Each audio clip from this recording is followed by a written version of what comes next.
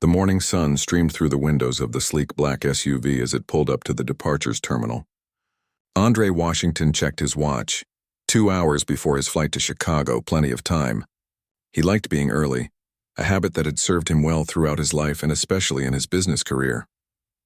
"Thanks for the ride, Phil," Andre said, grabbing his carry-on luggage from the back seat. "Have a good flight." "Sir," his driver replied. "I'll pick you up on Thursday when you return." Andre nodded and headed into the bustling airport. At 45, he had the confident walk of someone who had earned his place in the world. 15 years ago, he had founded Tech Vision Solutions from his garage apartment. Today, it employed over 5,000 people across the country and had recently been valued at just under $1 billion. The upcoming meeting in Chicago could potentially take the company international. But this morning, Andre wasn't thinking about business valuations or expansion plans. His mind was on his daughter's upcoming graduation.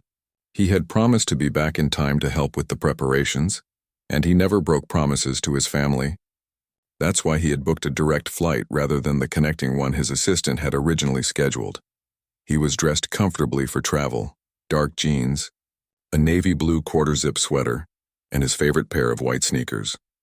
His mother had always told him to dress well when traveling, but after years of business suits, Andre preferred comfort for his frequent flights. His company logo was subtly embroidered on his sweater, the only hint of his professional status. The airport was crowded, as usual for a Monday morning. Andre navigated through the sea of travelers with practiced ease. He had already checked in online and only had his carry-on, so he headed straight for security. The line moved slowly, but he remained patient, scrolling through emails on his phone. A message from his wife popped up, a photo of their dog sprawled across his side of the bed. He smiled and typed a quick reply. After clearing security, Andre stopped at his favorite coffee shop in the terminal. The barista greeted him with a warm smile. "The usual, sir?" "Yes, please. Large Americano, black." While waiting for his coffee, he noticed a young woman struggling with several bags while trying to comfort a crying toddler. Without hesitation, he stepped over. "Need a hand?" he offered. The woman looked up, relief washing over her tired face. "That would be amazing, thank you." Andre helped carry her bags to a nearby seating area, waving away her thanks. "Been there," he said with a warm smile. "My daughter once had a meltdown in this very terminal because I wouldn't let her ride on the baggage carousel." This drew a laugh from the woman, and even the toddler seemed interested in the story. Andre gave the little boy a small wave before heading back to collect his coffee. These small human connections were something he valued regardless of his success. Coffee in hand, Andre made his way to his gate. The flight to Chicago was boarding in 45 minutes, so he found a quiet spot to review his presentation one last time. The deal he was working on would bring clean water technology to communities that desperately needed it. This wasn't just about profit, it was about purpose, something Andre had built into the foundation of his company from day one. As boarding time approached, he packed away his tablet and headed to the gate. The boarding area was filling up quickly with travelers. Business people tapped away on laptops. Families wrangled excited children, and solo travelers dozed in their seats. Andre stood near the priority boarding sign, ticket ready in the app on his phone. The gate agent's voice came over the loudspeaker announcing pre-boarding for passengers needing assistance, followed by first-class passengers. Andre stepped forward with a small group of other travelers. When he reached the front of the line, he held up his phone with the digital boarding pass clearly displayed.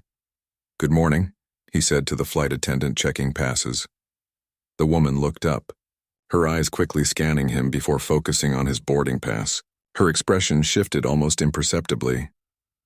"I think there might be a mistake," she said, her voice professionally pleasant but with an edge to it. "This is the first-class boarding line." Andre nodded, maintaining his smile. "Yes, I'm aware. I have a first-class ticket." He turned his phone screen toward her again. The flight attendant frowned slightly.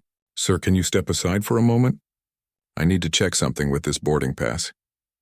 Andre felt a familiar weight settle in his stomach, a feeling he hadn't experienced in a while but recognized immediately. He'd built his success specifically to avoid these moments, but here it was again. "Is there a problem with my ticket?" he asked, keeping his voice calm and measured. "The system is sometimes incorrect," she explained. not quite meeting his eyes. Economy boarding will begin shortly if you'd like to wait over there. She gestured to the general boarding line where most passengers were gathering. Andre took a deep breath. He'd been in this situation before, too many times to count. Early in his career, he'd learned to choose his battles carefully. He'd also learned that some people looked at him and made immediate assumptions that had nothing to do with who he actually was. "Ma'am, I've double-checked my ticket. It's definitely first-class seat 2A. I'd appreciate it if you could verify that for me." The attendant's smile tightened as she took his phone to examine the ticket more closely. Behind him, Andre could feel other passengers watching the interaction. A few had already been allowed through to board while he was being questioned. "Perhaps there was an upgrade that didn't process correctly," she suggested, handing his phone back. "Our first-class cabin is quite full today. If you could just join the regular boarding line, I can check with my supervisor about possible seating arrangements." Andre knew what was happening. He'd experienced it too many times in his life, at high-end stores, at restaurant reservations, at hotel check-ins. But he hadn't expected it here, not anymore, not after all these years. "I purchased this first-class ticket 3 weeks ago," he said, his voice firm but still friendly. "It wasn't an upgrade. I'd like to board now, please." A man in a business suit stepped up to the counter next to him, boarding pass in hand. The attendant immediately smiled and began processing his ticket without question. "Good morning, sir. 3C, just down the jetway to your right. Have a pleasant flight?" The contrast was stark and unmistakable. Andre felt his pulse quicken, but he kept his expression neutral. Years of business negotiations had taught him to control his reactions, especially in moments like this. "Excuse me," he said, "but I believe I was next in line." The attendant glanced at him, then back to her computer screen. "As I mentioned, sir, there seems to be an issue with your ticket. If you could step aside while I assist other passengers, my supervisor will be available shortly to help sort this out." Andre stood his ground, aware that every eye in the boarding area was now on him. He had worked too hard and come too far to be dismissed like this. "I understand there might be confusion," he said calmly, "but I'd appreciate if you could call your supervisor now, rather than after boarding other passengers. My flight leaves in 40 minutes and I'd like this resolved quickly." Something in his tone, the quiet confidence perhaps, made the attendant pause. She looked at him more carefully this time, taking in the subtle details she had missed before. The expensive watch on his wrist, the premium leather of his carry-on luggage, the air of someone used to being respected. "One moment, sir," she said, reaching for the phone at her station. Andre waited patiently, scrolling through his phone to avoid meeting the curious stares of other passengers. He opened his email and found a message from his company's travel department, confirming his first-class reservation. He kept it ready to show as evidence if needed. His mind wasn't on the emails, though. It was on the all-too-familiar feeling of being judged based on appearance rather than substance. Despite his success, despite everything he had achieved, moments like this were sharp reminders that some things hadn't changed as much as he'd hoped. The supervisor appeared a few minutes later, a tall man with a concerned expression. He approached with a professional smile. "Good morning, sir. I understand there's some confusion about your boarding." Andre nodded and explained the situation briefly, showing both his original ticket and the email confirmation from his company's travel department. The supervisor examined the information carefully, then looked up with a furrowed brow. "Everything appears to be in order, sir. I apologize for the confusion. Of course you're welcome to board now." As the supervisor handed back his phone, something caught his eye. The email signature that identified Andre as the founder and CEO of Tech Vision Solutions. His eyes widened slightly in recognition. "Mr. Washington? I didn't realize. Please allow me to escort you personally." Andre nodded politely but felt a familiar mix of satisfaction and disappointment. It shouldn't take recognition of his name or position to be treated with basic respect. But right now, he just wanted to get to his seat and prepare for his meeting. As he walked down the jetway, Andre made a mental note to call his chief of staff once he was settled. His company booked hundreds of flights annually with this airline for employees traveling across the country. Perhaps it was time to reconsider that arrangement. But first, he had a meeting to prepare for, a deal to close, and a graduation to get home for. One step at a time, just as he'd built his company. One step at a time. Andre stepped onto the plane, the tension from the gate incident still lingering in his shoulders. The supervisor walked slightly ahead of him, suddenly overly attentive. It was a familiar pattern, the shift that happened when people realized who he was. The same flight attendant who had questioned his ticket now avoided eye contact as they passed by. "Here's your seat, Mr. Washington," the supervisor said, gesturing to 2A with a sweep of his hand. "Is there anything I can get you before takeoff? Perhaps a drink?"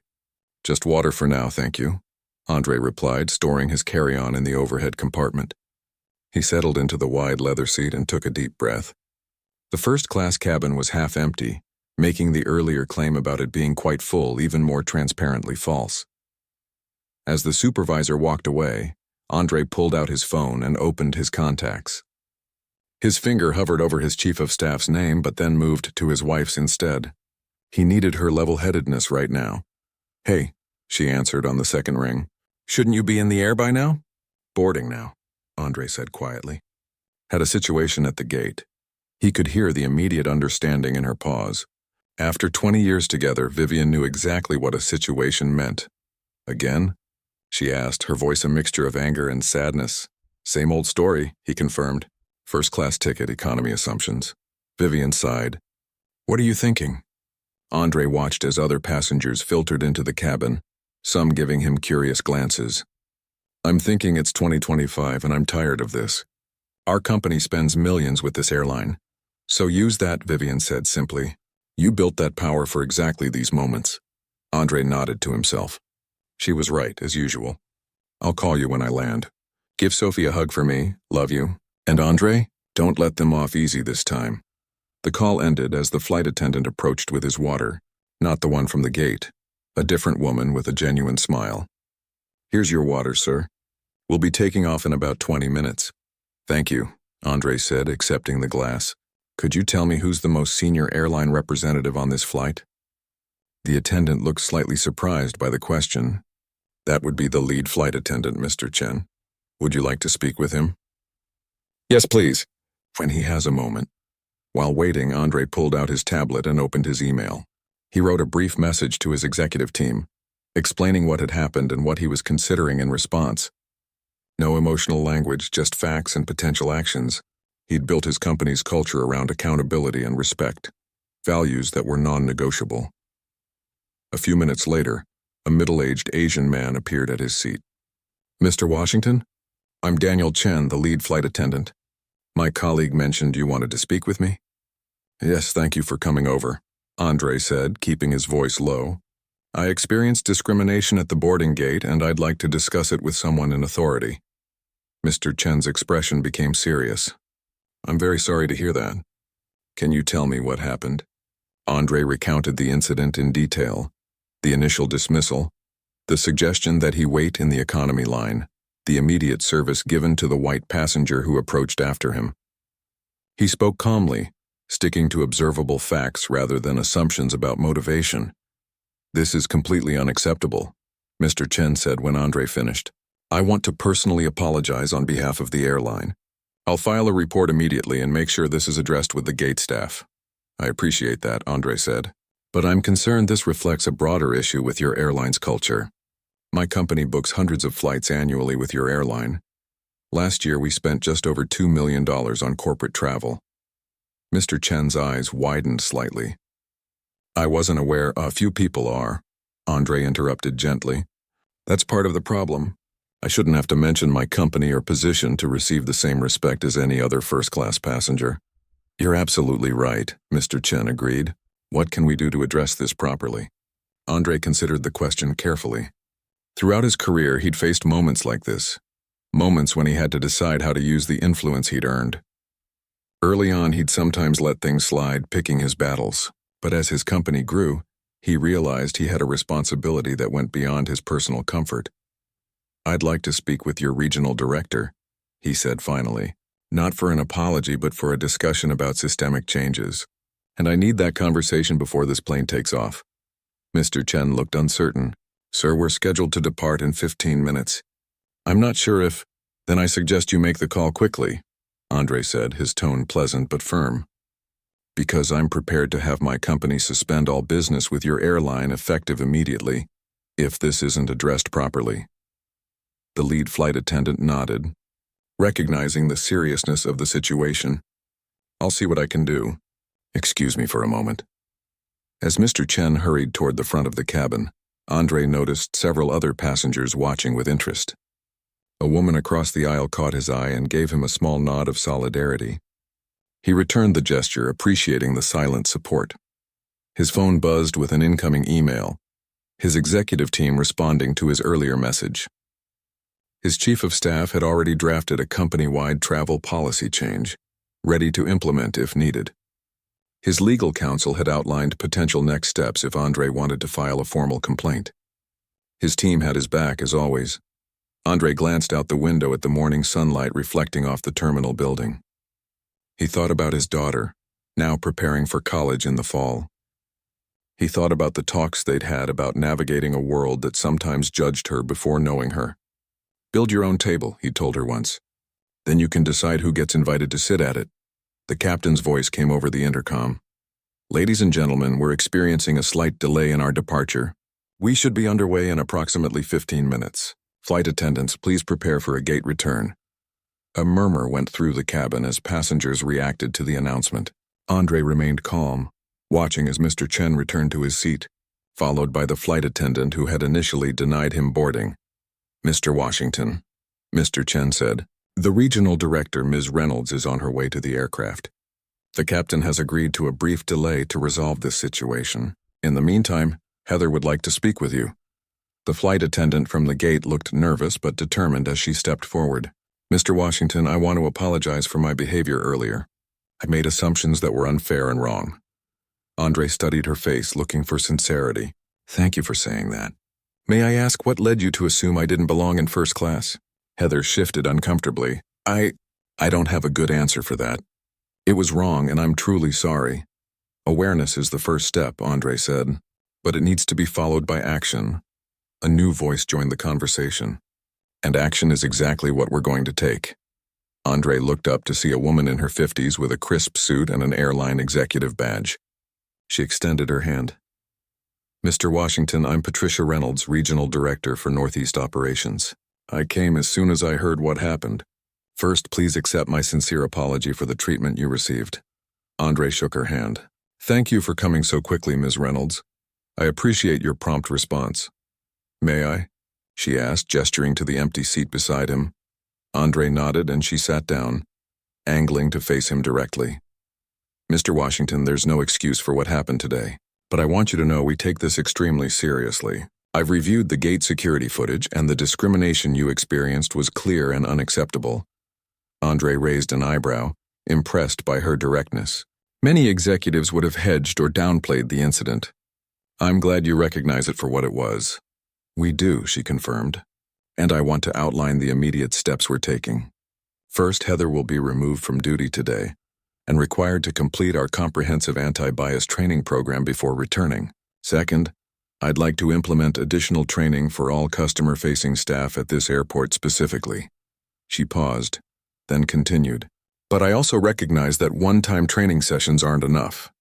This is a systemic issue that requires ongoing attention. That's why I'd like to invite you or someone from your company to consult with us on improving our approach." Andre considered her offer. It wasn't the first time a company had sought his input after an incident, usually more concerned about his business than actual change. But something in Ms. Reynolds' straightforward manner suggested genuine commitment. "I appreciate your candor," he said, "but I need to know this isn't just about damage control because of who I am or what my company spends with your airline." Ms. Reynolds nodded. "A fair concern. That's why I'd like to implement these changes regardless of your decision about continuing to do business with us. This incident highlighted a problem we need to address, period. Your business matters to us, of course, but doing the right thing matters more." Around them, passengers were getting restless with the delay. The captain made another announcement about the wait time, and a few people groaned audibly. "Your passengers are getting impatient," Andre observed. "They'll understand when they know the reason," Ms. Reynolds replied. "Some things are worth delaying a flight for, and addressing discrimination is one of them." Andre made his decision. "I'd like my chief diversity officer to follow up with your team about the training consultation, and I want regular updates on the implementation and results." "Absolutely. Ms. Reynolds agreed immediately. I'll personally ensure you receive quarterly reports. In that case, Andre said, I see no reason to delay this flight any further. I appreciate your willingness to address this properly, Ms. Reynolds. She stood and offered her hand again. Thank you for holding us accountable, Mr. Washington. May I ask one more thing? Would you be willing to speak at our leadership conference next month? I think your perspective would be invaluable. Andre shook her hand. Send the details to my office. We'll make it happen. As Ms. Reynolds left the aircraft, Andre felt the weight on his shoulders lighten somewhat. The confrontation hadn't been easy, but it had been necessary, not just for him, but for everyone who might come after him without his resources or influence. The flight attendants prepared for takeoff, and the captain's voice returned. Ladies and gentlemen, thank you for your patience. We are now ready for departure. Andre fastened his seatbelt and turned on airplane mode. He had a meeting to prepare for in Chicago, but he'd already done important work today. The kind that couldn't be measured in contracts or dollars, but in small steps toward a better world for his daughter to inherit. The airplane climbed through the morning clouds, leaving behind the airport and the incident that had nearly grounded the flight. Andre gazed out the window, watching the city shrink beneath him. The seat next to him remained empty, a small blessing that gave him space to think. He opened his tablet and tried to focus on his presentation for the Chicago meeting, but his mind kept drifting back to what had happened. It wasn't the first time he'd been treated this way, and he knew with certainty it wouldn't be the last. The difference now was his ability to respond. A soft ding announced that electronic devices were now permitted, and Andre's phone immediately lit up with notifications. His executive team was already mobilizing, turning his brief email into action items. His social media director had sent a message asking if he wanted to make a public statement about the incident. His personal assistant had rescheduled his morning meetings in Chicago to give him more time upon arrival. The most interesting message, however, came from an unexpected source. It was from a journalist at Business Weekly. Mr. Washington, I was on your flight this morning and witnessed what happened. Would you be willing to comment for a story I'm writing on discrimination in customer service? Andre stared at the message, considering its implications. He hadn't noticed any journalists on the flight, which meant either the person was being discreet or someone had already leaked the story. Either way, it was going public. Before he could decide how to respond, the lead flight attendant appeared at his side with a fresh glass of water. Mr. Washington, is there anything else I can get you? No, thank you, Mr. Chen. I'm fine for now. The man hesitated, then spoke in a lower voice. I wanted to thank you for how you handled the situation. It's not the first time I've seen this happen to a passenger. Andre looked up, his interest piqued. You've seen similar incidents? More than I'd like to admit, Mr. Chen said, glancing around to make sure no other passengers were listening. Usually people either get angry or just accept it quietly. Neither approach seems to change anything. And what do you think will happen this time? Andre asked. The flight attendant considered the question carefully. Ms. Reynolds is serious about fixing problems. If she said there will be changes, there will be, but the airline is a big organization. Change doesn't always filter down to everyone, you know? Andre nodded, understanding completely. He faced the same challenges in his own company as it grew from a startup to an industry leader. Maintaining consistent values across thousands of employees required constant vigilance. Thank you for your honesty, Andre said. I appreciate it. As Mr. Chen moved on to assist other passengers, Andre returned to the journalist's message. After careful consideration, he typed a response. I'm open to discussing the broader issue of bias in customer service, but I'd prefer to focus on constructive solutions rather than just this specific incident. He put his phone away and finally turned his attention to his presentation. The Chicago meeting was for a potential partnership that would help bring clean water technology to communities that needed it most. It was work that mattered, work that could change lives. That perspective helped him refocus. An hour into the flight, Andre was deep into reviewing financial projections when a notification appeared on his tablet screen. It was an email from Patricia Reynolds, the regional director who had come to the plane. Subject line, Next steps with apologies. He opened it immediately. Mr. Washington, I want to reiterate my sincere apologies for your experience this morning. There is no excuse for the treatment you received. As promised, I've already taken the following actions. The gate attendant, has been temporarily reassigned to non-customer-facing duties pending completion of our bias training program. I've scheduled a mandatory staff meeting for all gate personnel at our hub airports to address this incident and reinforce our non-discrimination policies. 3. I've initiated a review of our customer service protocols with our Chief Diversity Officer. Additionally, I've taken the liberty of attaching some data you might find interesting. These are internal statistics on passenger complaints related to discriminatory treatment over the past 3 years. As you'll see, the numbers aren't trending in the right direction despite our existing training programs. I believe your perspective as both a frequent business traveler and a CEO with experience in organizational culture would be invaluable in helping us address these issues more effectively.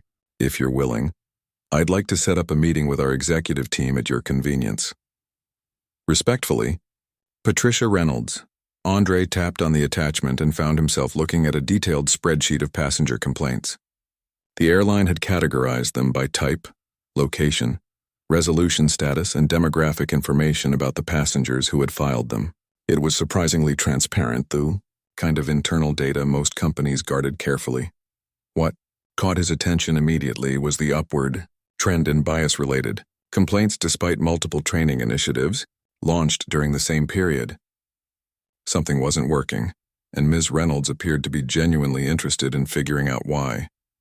He scrolled through the data, his analytical mind already identifying patterns. Certain airports had significantly higher complaint rates, specific types of situations, upgrades, first-class seating, premium lounges, triggered more incidents. And most tellingly, the resolution notes showed a pattern of one-off responses rather than systemic changes. While Andre was absorbed in the data, his phone buzzed with a text from his wife. "Flight okay? Any more issues?" He typed back, "All good now. Interesting developments. We'll call when I land." Just as he sent the message, something in the spreadsheet caught his eye, a complaint from 6 months ago that sounded eerily similar to his own experience. The passenger's name had been redacted, but the description was clear. A black executive had been questioned about his first-class ticket and directed to economy boarding despite having proper documentation. The resolution note read simply, "Passenger compensated with additional miles. Gate agent reminded of policy." Andre felt a chill run through him. His situation wasn't an isolated incident or a single employee's bias. It was part of a pattern that the airline had documented, but failed to address effectively. The revelation was both disturbing and oddly validating, confirmation that what he had experienced was real and measurable. He began drafting a response to Ms. Reynolds, but stopped when the captain's voice came over the intercom. "Ladies and gentlemen, we're beginning our initial descent into Chicago. Flight attendants, please prepare the cabin for landing." Andre saved his draft and put his devices away, his mind working through the implications of what he had discovered.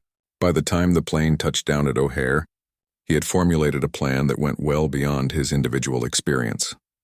As passengers began gathering their belongings, Andre remained seated, reviewing the key points of his approach in his mind. This wasn't just about one flight or one airline. It was about using his position to create lasting change. Mr. Chen appeared at his side once more.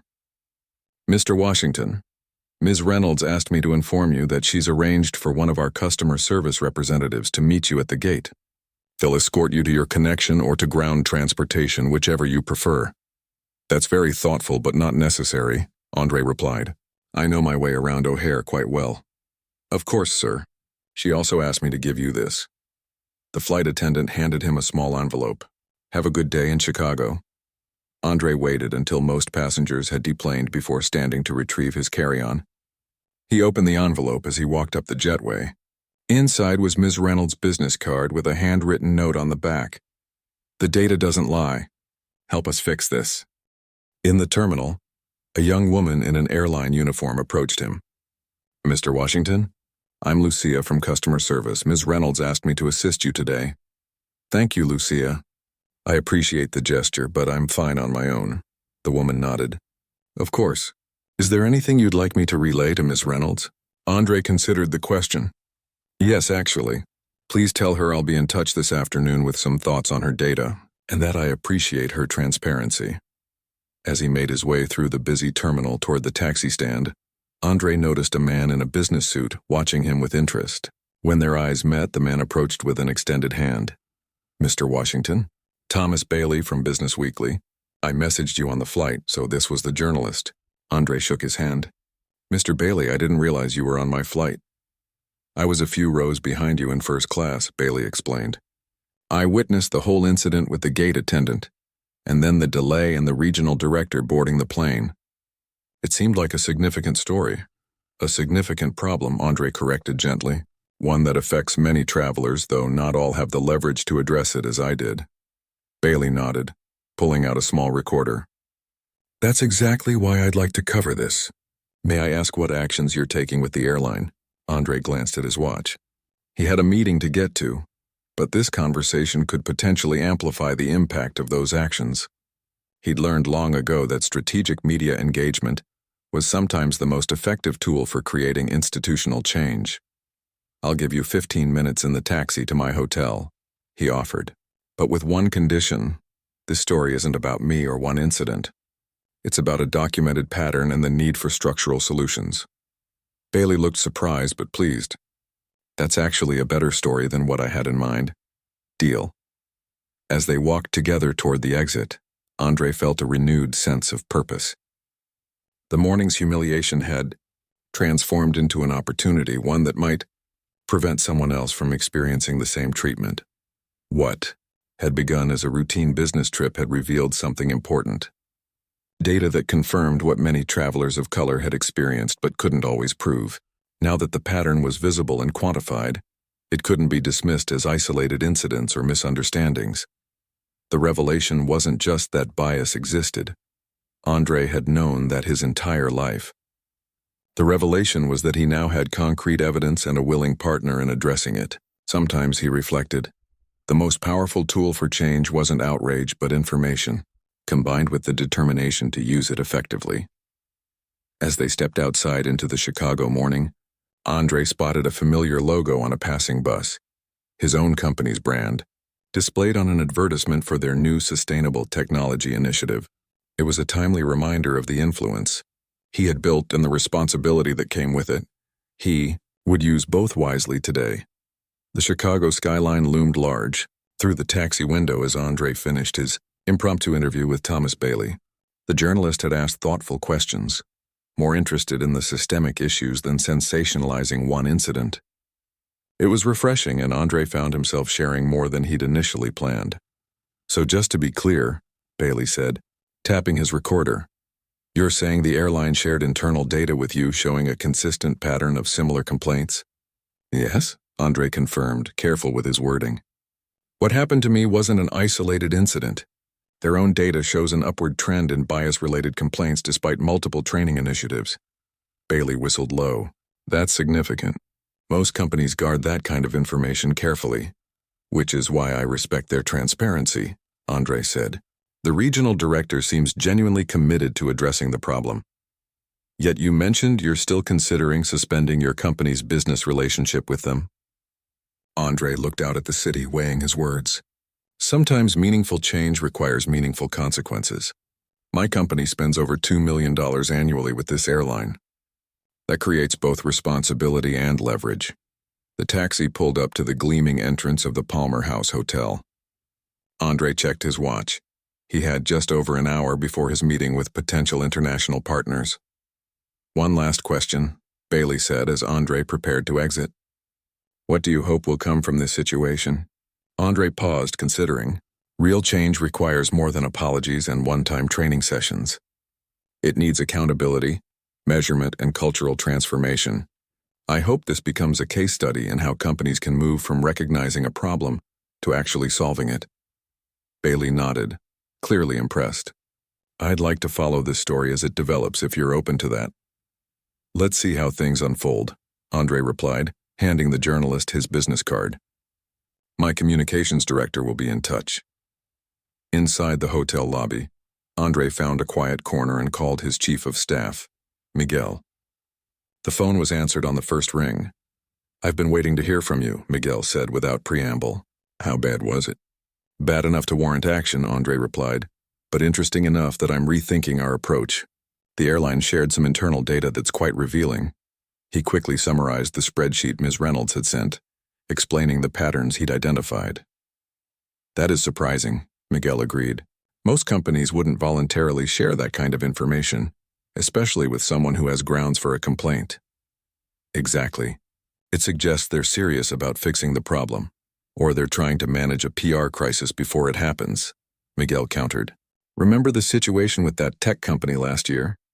They made all sorts of promises until the media attention died down. Andre understood his chief of staff's skepticism. They'd seen plenty of corporate damage control that masqueraded as genuine commitment to change. Fair point. That's why I need you to do two things.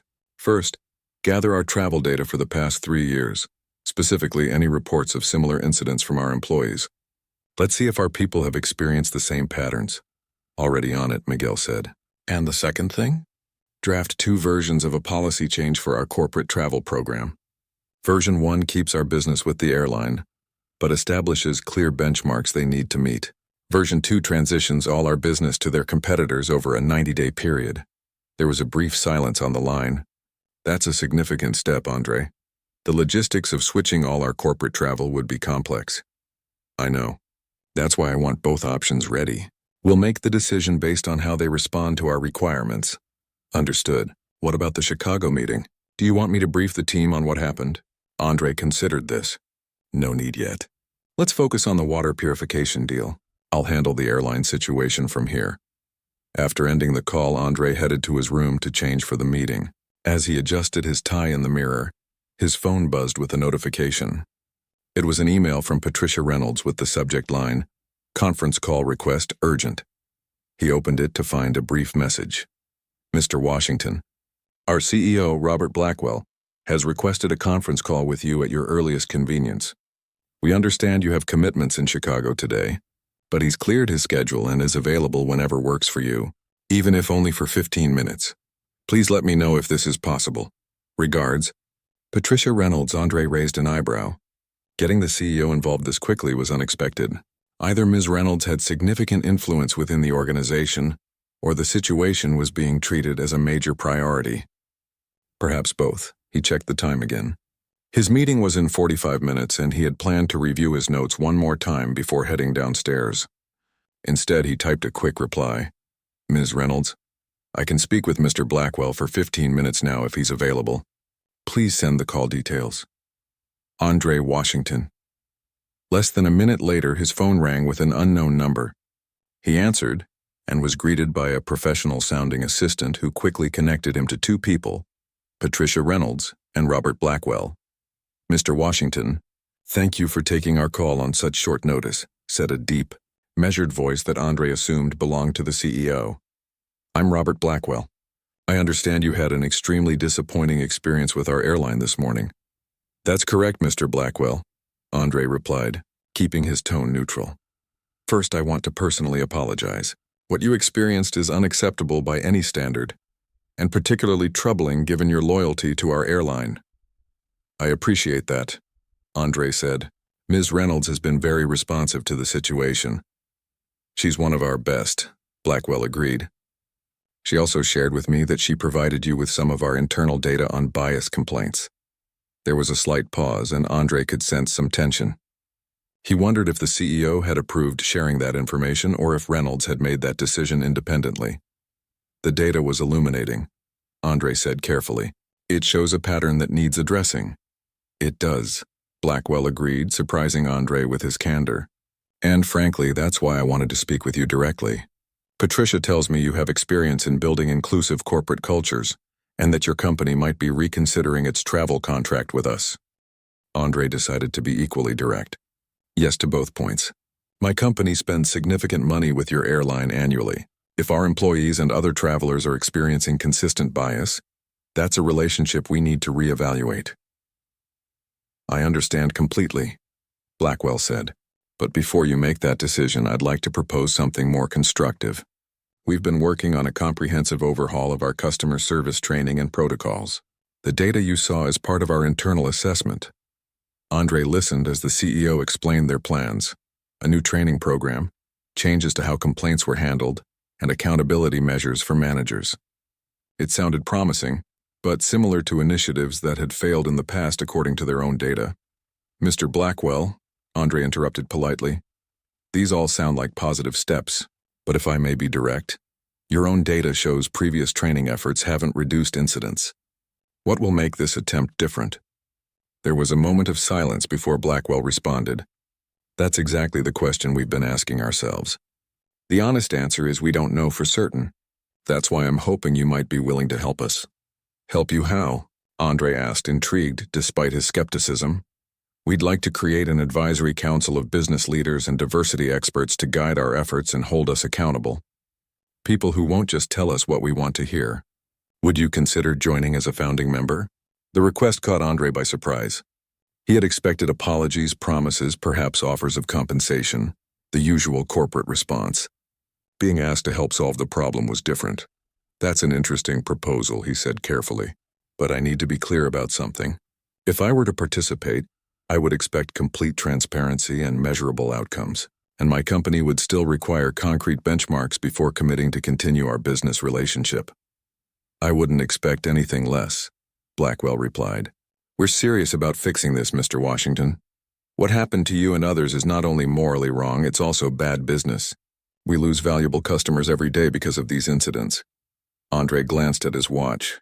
His meeting was in 30 minutes. I need to consider your proposal, Mr. Blackwell. And I need to discuss it with my team. Of course. Take whatever time you need. But I do have one more question if you don't mind. Go ahead. I understand a journalist from Business Weekly was on your flight and has approached you about this incident. May I ask what you're planning to share with the media? The question revealed part of Blackwell's motivation. The CEO was concerned about public relations, as any executive would be. But Andre also sensed genuine concern about the issue itself. I've already spoken with Mr. Bailey, Andre said. I shared my experience and the fact that your company has acknowledged a pattern of similar incidents. I also emphasized that Ms. Reynolds was transparent and responsive. He could almost hear Blackwell's relief through the phone. I appreciate your discretion. Many in your position might have taken a different approach. My goal isn't to damage your company, Mr. Blackwell. It's to ensure no one else has the same experience I did. As the call wrapped up, Andre promised to consider the advisory council invitation and to send his requirements for continuing their business relationship by the end of the week. Both Blackwell and Reynolds expressed their gratitude for his time and perspective. After hanging up, Andre sat on the edge of the hotel bed thinking. The day had taken an unexpected turn. What had started as a routine business trip had transformed into something with potentially far-reaching implications, not just for himself or his company, but for thousands of travelers who experienced similar treatment without the power to address it. He opened his laptop and began typing a new email to his executive team. The subject line read, Strategic Decision Airline Partnership. In the message, he outlined everything that had happened since the morning incident, including his conversations with Reynolds, Bailey, and now Blackwell. He explained the two options Miguel was preparing and added a third possibility, using their leverage to drive real change from within through the proposed advisory council. Before sending it, Andre added one final paragraph. This isn't just a business decision. It's a question of how we use our influence. We've built this company on principles of respect, equity, and accountability. Now we have an opportunity to extend those values beyond our walls. The easiest path would be to simply take our business elsewhere. The most impactful path might be to stay and demand better, not just for ourselves, but for everyone who flies with them. I'll be calling an emergency executive committee meeting when I return tomorrow to make our final decision. In the meantime, I want your honest feedback on the options outlined above. He hit send, then stood and straightened his tie once more.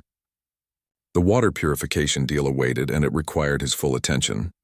But as he headed for the door, Andre felt a clarity of purpose that extended beyond business metrics. Sometimes the most important decisions weren't about profit margins or operational efficiency. Sometimes they were about using your seat at the table to change who else got invited. 2 weeks after the incident at the airport, Andre sat in his company's main conference room, surrounded by his executive team. The wall-mounted screen displayed a video conference call with Robert Blackwell and Patricia Reynolds from the airline, along with several other figures. the airline's newly appointed diversity officer, their head of customer experience, and their lead trainer for frontline staff. So we're agreed on the quarterly benchmarks, Andre said, reviewing his notes. A 20% reduction in bias-related complaints within 6 months and 50% within a year. Monthly reports on the training completion rates and case studies of how specific incidents were handled. Blackwell nodded on screen.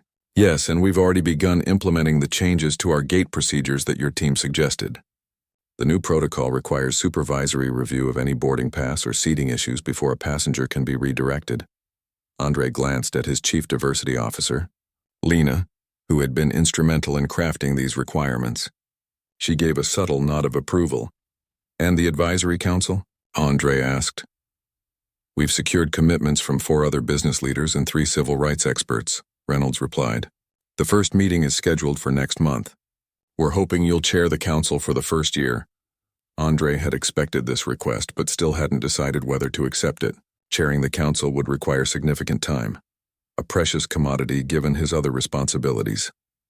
I'll give you my decision on the chair position by the end of the week, he said. But regardless, TechVision will maintain its relationship with your airline under these new terms. We'll revisit in 6 months based on the progress reports. The relief on the airline executives' faces was visible even through the video call. Andre knew they had been worried about losing his company's substantial business, especially if the story gained media attention. So far, Thomas Bailey's article had only appeared in the business section of his publication, thorough and factual, but not the kind of viral exposure that could create a public relations crisis. After concluding the call, Andre remained seated as his team gathered their materials to leave. His chief financial officer, David, lingered behind. You sure about this? David asked once they were alone. The competitive bid from their rival was 15% lower. We could have saved almost $300,000 a year by switching. Andre nodded. I'm sure. Sometimes the cheapest option isn't the best value. Fair enough, David conceded. But chairing their advisory council? That's a big-time commitment with no compensation. That part I'm still considering, Andre admitted. Vivian thinks I should do it. Says it's about more than just our company's relationship with the airline. David leaned against the conference table. She's usually right about these things. Don't remind me, Andre said with a smile. I'll never hear the end of it if I admit that to her.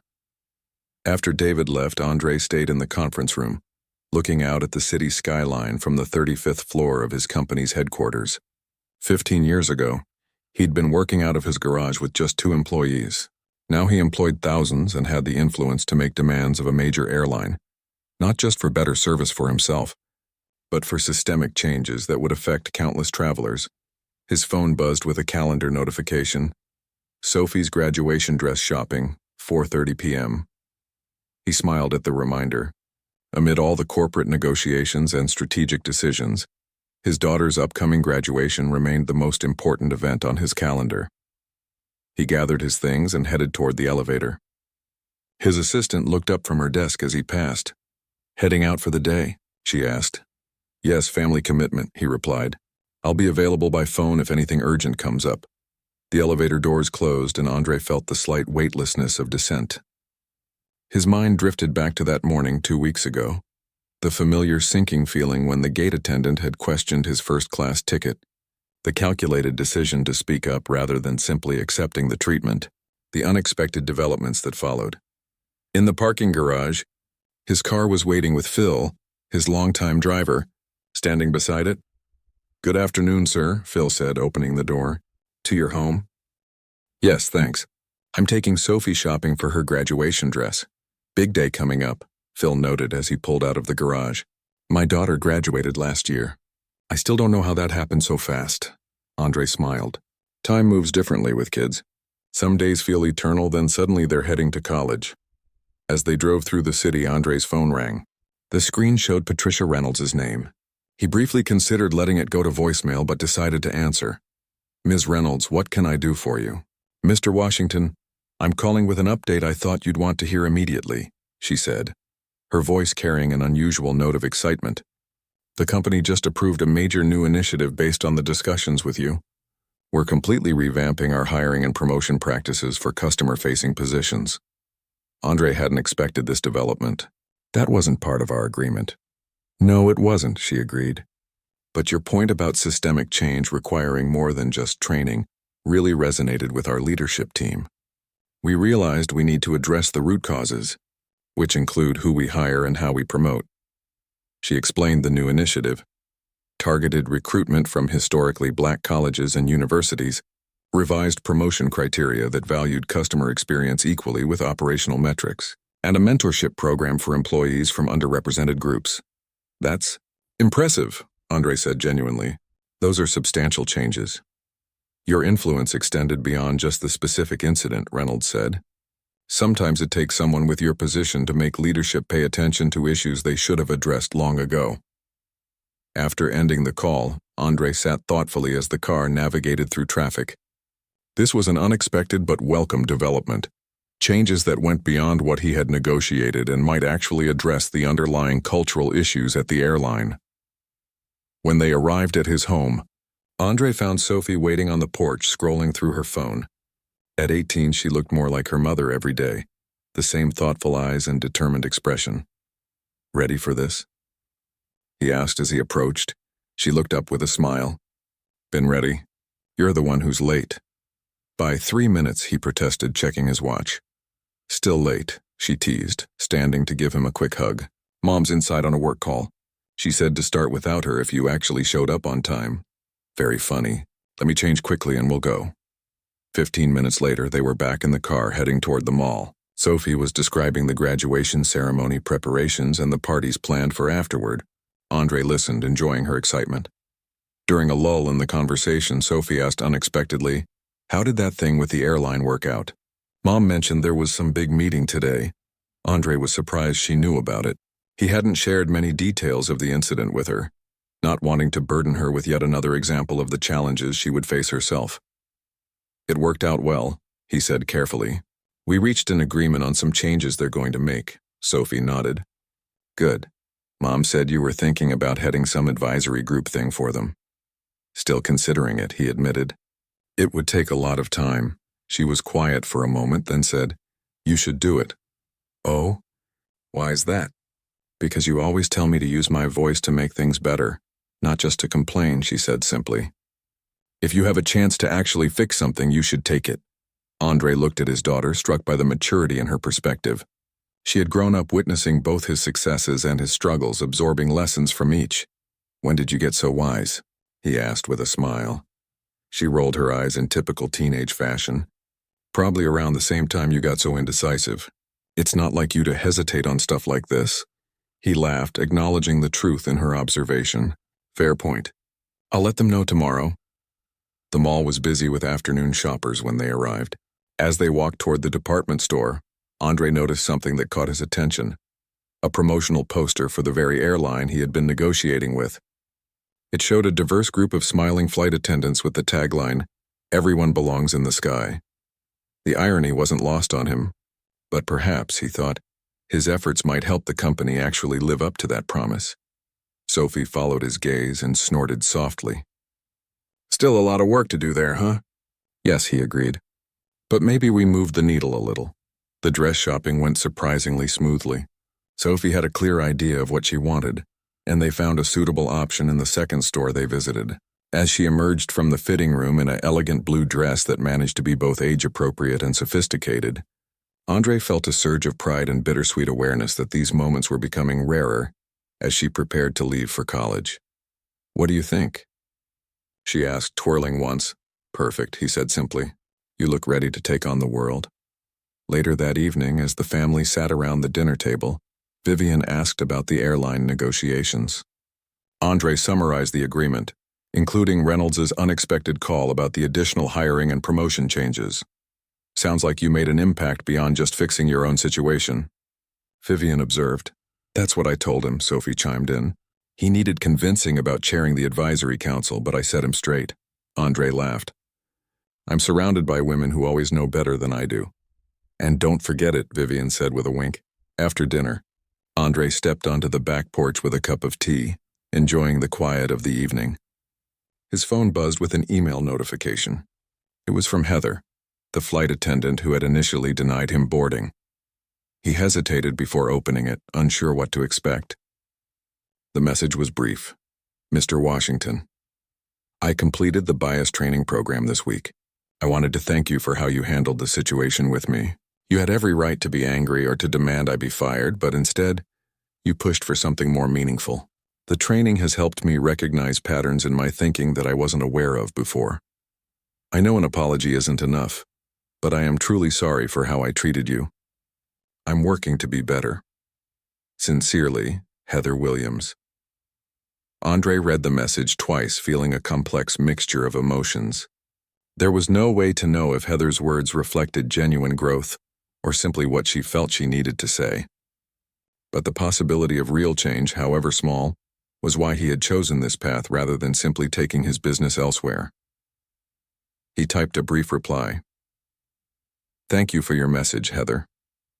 The most important changes often start with individual awareness. I wish you well in your continued growth. As he pressed send, Andre thought about the chain of events that had begun with that moment at the boarding gate. A single incident of discrimination had led to policy changes, new hiring practices and advisory council, and maybe, just maybe, a shift in one person's perspective. No single action could eliminate the biases embedded in society. But each step forward mattered. Each conversation that increased awareness, each policy that created more accountability. Change happened through both the dramatic confrontations that made headlines and the quieter, sustained efforts that followed. Andre finished his tea and went back inside to where his family waited. Tomorrow he would call Reynolds and accept the position as chair of the advisory council. Tomorrow he would continue the work of creating lasting change. But tonight, he would simply be grateful for this moment, for his family, for his ability to make a difference, and for the knowledge that sometimes the hardest moments led to the most meaningful resolutions.